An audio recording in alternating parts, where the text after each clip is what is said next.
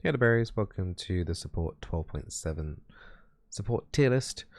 We haven't actually had a decent tier list for quite some time. I would apologize for that, but it wasn't my fault. I'm going to blame Riot because of the lack of updates that they've done in terms of the support role and kind of in the AD carry role for quite some time. There are some changes in this patch which does shake up some of the changes, and there's been a slight over the course over about a month and a half, 2 months, there has been some adjustments in the bot lane in terms of champions that are performing better than others. But overall, I'm still going to just say that I'm disappointed at Riot in terms of the bot lane situation, because not a huge amount is happening at the moment still. There's been a lot more focus on everywhere else, basically. The big one for this patch is Moonstone is getting nerfed. I mean, just to show how much Riot cares, by the way, about support. Moonstone Renewer. Look at the icon for it. Is that a Moonstone? I don't know. Riot thinks that's a Moonstone. They're just taking the biscuit now at this point. So yeah, I don't know.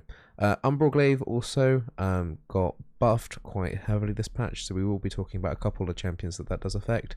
But I'm mega insulted by the Moonstone, honestly. As you can see in the buffs, the champions, and on the nerfs, basically nothing there, honestly. There is a Calista and a Yasuo buff, which we'll quickly look at, but the main theme is going to be the Moonstone Renewer change. Abyssal Mask got slightly buffed in terms of tankiness, like ever so slightly. I'll just mention that because I can. Umbroglade also got a big buff. Moonstone minor nerf. So we'll just quickly cover the Calista one because it could impact the bot lane. Calista base mana going up by 50, movement speed going up by 5, which actually is quite a lot, and attack speed growth. So Calista's getting a little bit stronger. You probably won't see her in the lower elos if you are gold minus, which kind of what my tier list kind of aims for, is like plat below. Really, that's what this tier list is aimed for. So that shouldn't impact many people there in the bot lane. Karthus, if you carry Karthus, could be played bot lane as well. This buff doesn't affect bot lane at all. And we'll just go to the Yasuo, because sometimes you can get a Yasuo AD carry. Yasuo's health's gone up by 30, which is actually quite a big impact to bot lane. And the ultimate cooldown has gone down significantly, actually 10 seconds off early. So yeah, early laning phase. Yasuo buff, particularly if he's played AD carry, something to note of. Yasuo actually is going to be a little bit scary in the bot lane. But Zeri, that's actually one thing. Zeri did get nerfed. Quite a lot actually, so Zeri will be weaker, so hopefully you won't have to play with a Zeri. But yeah, she did get hit across the board by everything, so Zeri in theory right now should be quite bad. I mean, she's been getting nerfed a lot recently though. This is the Abyssal Mask I was talking about earlier, a minor buff where the magic resist debuff that it applies in a small aura around yourself. It's got slightly stronger, nothing crazy about that. Gale Force did get nerfed by 20 seconds. 80 carries sometimes take up the Gale Force, so that will help you potentially engage if you're playing engage support for that to happen not as frequently. So there is a slight nerf, as it says up here, to Jinx, Aphelios. Just trying to think of any other 80 carries that might be picking that up. I mean, Twitch sometimes was picking that up as well, just to help reposition. So those immobile AD carries will be a little bit more immobile. But the big one we'll be waiting for here is the Moonstone change. It has been nerfed, so on max stacks, so once you're in champion combat, you get up to 5 stacks of Moonstone. Each one of those stacks has been nerfed by 1%, so 35% to 30%. Honestly, it's a nerf. It's not that big of a deal, honestly, losing 5%.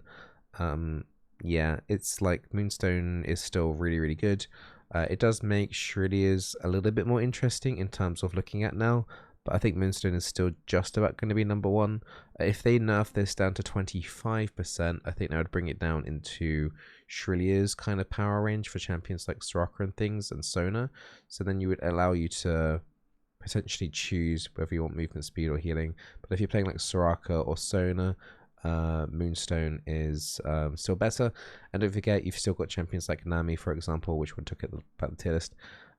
This doesn't impact Nami. Nami is, laughing at the other enchanters because of this. Umbroglade. Sorry, excuse me, I'm still a little bit ill. Umbroglade has got buffed quite considerably, 100 gold cheaper, which is quite big. But then you've got also the cooldown on being able to take out wards has been reduced from 45 seconds to 35 seconds. So Senna and Pike, which we'll look at the tier list, has impacted them quite significantly, because Pike win rate has actually was climbing over the past couple of weeks. So this is going to see him be played even more. So that might be your next ban, maybe, if you're not seeing too many Blitzcranks. So do look out for the particularly the Pikes, more so than the Sennas in terms of the changes. I think that is everything. Time Warp Tonic got slightly nerfed, but not many supports were taking that anyway. So we'll just dive straight into my tier list for 12.7. Tier 5, usual cannon fodder there, kind of garbage. Where is Swain? So let's just go straight to tier 4. Swain, I just wanted to know, it isn't happening this patch, but on the PBE, which is like the public beta servers or whatever it's called, Swain is getting a large change. He might not become support anymore, like full stop. We'll have to wait and see. But there are significant changes, which I'm not going to go into this video. I'll probably talk about it in the next one. On him, I would advise you to Google him if you're interested. They're subject to change, that's why I don't want to talk about it. But there's a lot of Swain changes coming around the corner, which is kind of exciting if it's support viable. But we'll talk about that another time. But yeah, the rest of the tier 4 champions there are not too great. I would highly suggest, if you're interested in climbing in solo queue, to look at champions at tier 3+. So tier 3, and you get a quick glimpse of tier 2. Sure, I'll show you tier 2 as well. We'll whack these two in one go. You got a mix of everything here. In tier 3, if you are gold minus, I would definitely not suggest Yuumi. If you're higher, Yuumi is stronger. Brand is better the lower elo you are. So Brand, he is very, very good in iron and bronze. He's only a little bit okay in silver and gold, and he starts falling off quite dramatically after that. So if you are wanting an AP champion to carry yourself out of like iron and bronze, Brand could be like that for you. I would advise you not to get too much into that mindset, but like if you are that kind of person, then Brand would be the one you would want to lean to the most. Interestingly,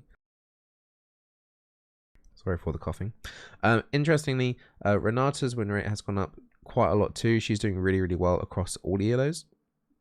So Renata is something to look at, which is she's at the top right hand corner there in that tier 2. Senna is tier 2 still. She was tier 2 before. She's just slightly stronger overall now because of the Umbroglade change. You might not necessarily be taking Umbroglade every game still, but it's a very lucrative item and fits the support role quite well. Yeah, so she can use it pretty effectively, and so can Pike, which I'm sure you can work out where maybe Pike is now after this. I know we're just balancing between the tier 2 and tier 3, but like if you are adamant about playing any of these champions in tier 2 or tier 3, it's okay as long as you feel like you're competent on them. Anything in tier 3, I would just generally advise, apart from the Brand, to not bother with, unless you're like in iron or bronze, the other Brand that is. Because you're just generally going to win more games than tier 2 and tier 1 champions, and why would you put yourself at a... Why would you set yourself back straight away? That's what I'm trying to say. Blitzcrank was tier 1. He's gone down to tier 2 because I've done a switcheroo, as you can probably work out, with, the other hook champion. Right, guys. But generally here, you've got the tier 2s are still very, very good in solo queue. The Lulu I would be wary of if you are in bronze minus. It does depend on how much you trust your AD carry. Lulu is that champion where it's like, okay, we can buff up the AD carry a lot, but the AD carry has to perform.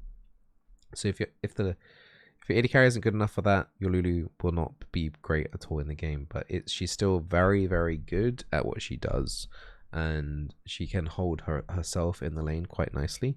So she's there in tier 2, but do mind it is dependent on how good your AD carry is.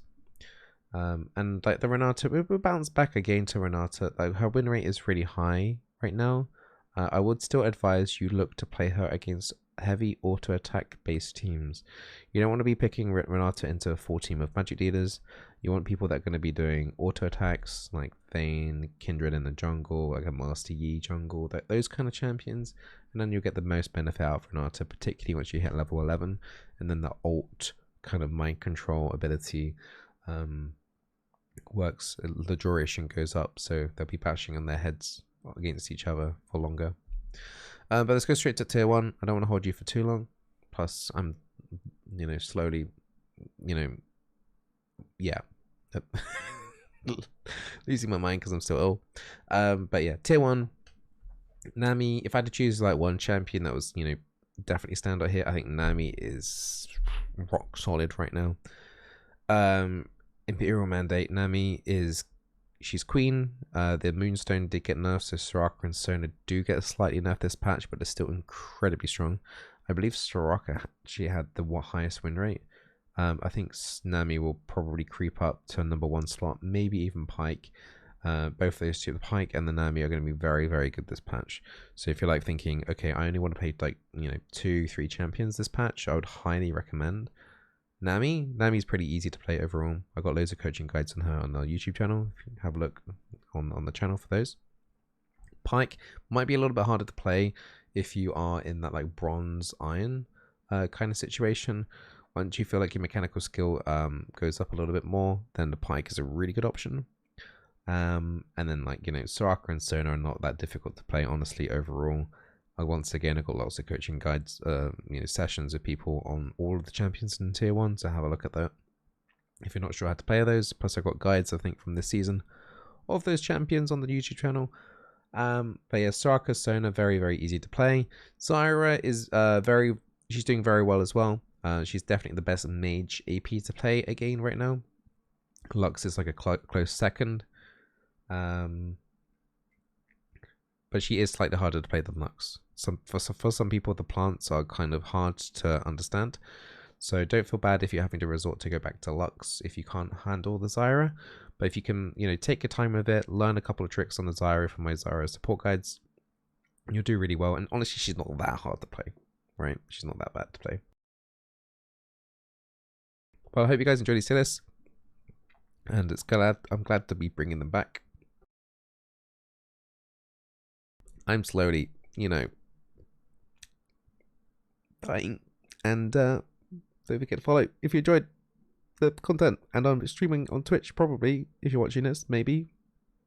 I'm going to stream a lot on Wednesday to play the new patch. So come say hi and watch me like that. Bye.